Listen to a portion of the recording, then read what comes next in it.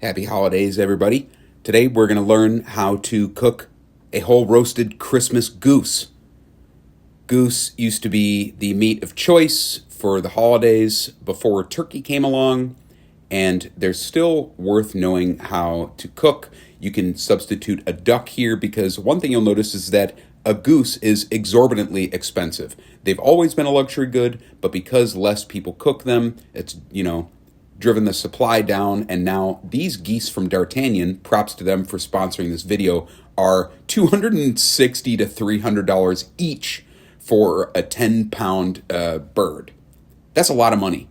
At my grocery store, they're about 160 bucks each. Sometimes I've seen them at Cub for like 80 bucks each. They're hard to find. What I'm doing here is, and this is just like a duck, I'm going to liberally season the entire bird with salt. You're going to want like at least a tablespoon for a 10 to 12 pound bird.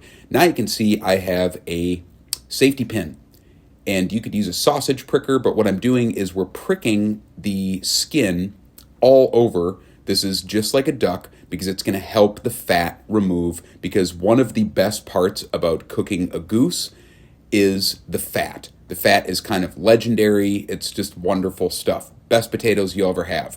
We're going to refrigerate the goose uncovered to make sure that skin gets perfectly crisp. And we're going to do that for 24 hours on a baking tray lined with a roasting rack there. Now we're going to stuff the goose. This is important. You can put, just some herbs or like some citrus in there, but really stuffing it with bread or something like that. First, who doesn't love stuffing? But secondly, this is going to make it so that when you're tilting the pan, juice is not going to come out of the cavity of the bird and splatter in the fat, because there's going to be a lot of fat. You're probably going to get, at least a cup and a half of goose fat off of a roasting bird. I'm going to show you how to take that fat off. So putting the stuffing in really is going to make sure that you don't get fat splattering all around, and it's going to make it easier. Now we're going to truss the bird. This doesn't have to be an exact science. Just tie the legs so that they don't burn, because we got to cook this at a relatively high temperature. A higher temperature than you would cook a turkey, because they're a little bit smaller than your 15-pound turkey. A little bit of oil, that might seem counterintuitive, and you probably don't have to do that, but I always do that with roasted poultry just to, hedge my bet and make sure that the whole thing gets golden brown and crisp.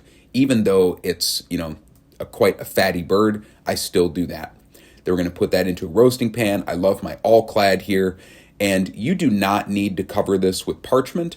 If it starts to get dark at the end and the legs don't move freely from the carcass, you can put some parchment on it, but this really wasn't that necessary, but it made sure that I didn't, scorch it.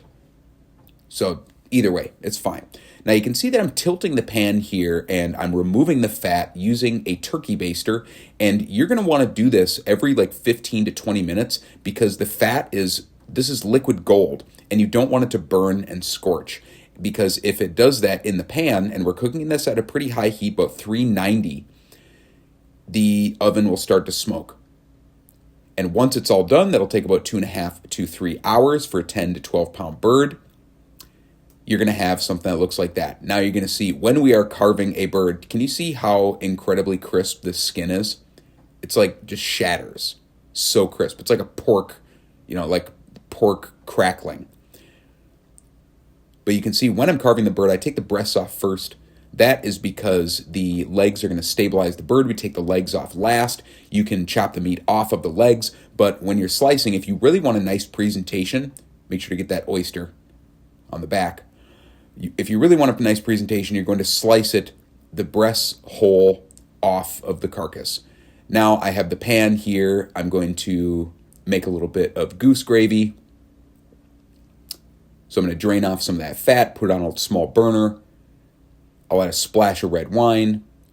Now we can add some water, and you don't want to use salted stock here because all of those drippings are salty, and we don't want it to get too salty, which is easy to do because you're going to be reducing this. So to scrape up all those brown bits, and then we're going to put those into a little saucepan. There we go. Now I have some cornstarch. You can also use flour kneaded with butter, and that works good too. That's called beurre meunier or manipolato in Italian. And yeah, we just add some cornstarch. I like cornstarch because it's not going to form a skin. Like with flour, it can get lumpy if it sits. And they would just bring that up to a simmer. I actually added some truffles to this one because I had some on hand. You can use your favorite gravy recipe, but just don't skip saving those drippings from the bird because they're absolutely fantastic. When that's all done, spoon that over the bird. Look at how nice and even those slices are because we took them off the carcass. That is what you want. And I do the same thing with turkey. Like I said, you can do the same thing with duck. Of course, I got to gild the lily, a couple truffles, and there you go. How to roast a goose. The full recipe is on my website. There's a link at the top of the video description for that. Thanks for watching.